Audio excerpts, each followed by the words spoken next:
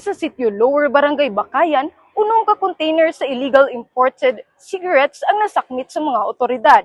Diin duha ka mga empleyado nga nalambigit sa maong smuggling ang anaa sa kustodiya sa mga otoridad. Ang maong operasyon gipahigayon sa mga tinugyanan sa Philippine Coast Guard kon PCG, kauban ng National Bureau of Investigation, PNP, ug uban pang ahensya karong Miyerkules, Hunyo 24. Base sa bana-bana sa PCG, anaa sa 74 million pesos ang kantidad sa matag container. Mismong ang kadagkuan sa barangay ang mipadayag sa kabalaka sa pagsulod sa mga 10-wheeler vehicle sa ilang barangay. Amo ni siya ang karga sa mga container vans nga nisulod diri sa Barangay Bakayan. Mo ni siya sulod nga wala mi mag-expect nga kini day mga kontrabando nga mga nga gipangkarga sa container van. Butang nga nakapangutana sa mga opisyales sa barangay, ilabi na nga ginadili ang pagpasulod sa mga 10-wheeler vehicle and above sa ilang barangay tungod sa ilang huyang nga taytayan.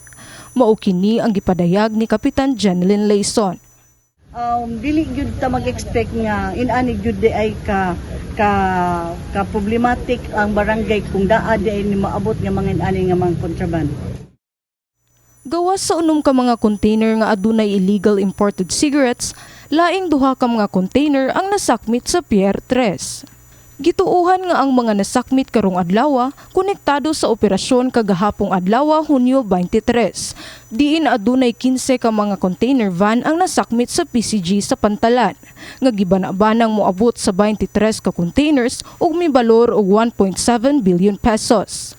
Matod sa National Bureau of Investigation kon NBI Cebu District Office Agent Arnold Pura, inisyal pa lamang ang maong datos samtang padayon silang nakig-alayon sa mga otoridad. And later we will be conducting verification because there are reports that there are still 3 more 40-footer containers still to be claimed.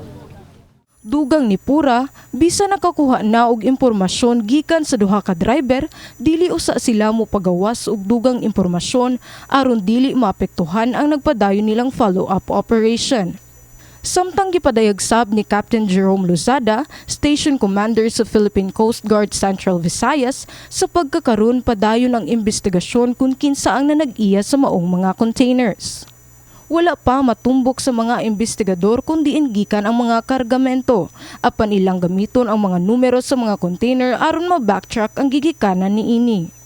Task force here in Cebu has been established to ensure that dili na gid we will be able to prevent cases like this to happen here in the province.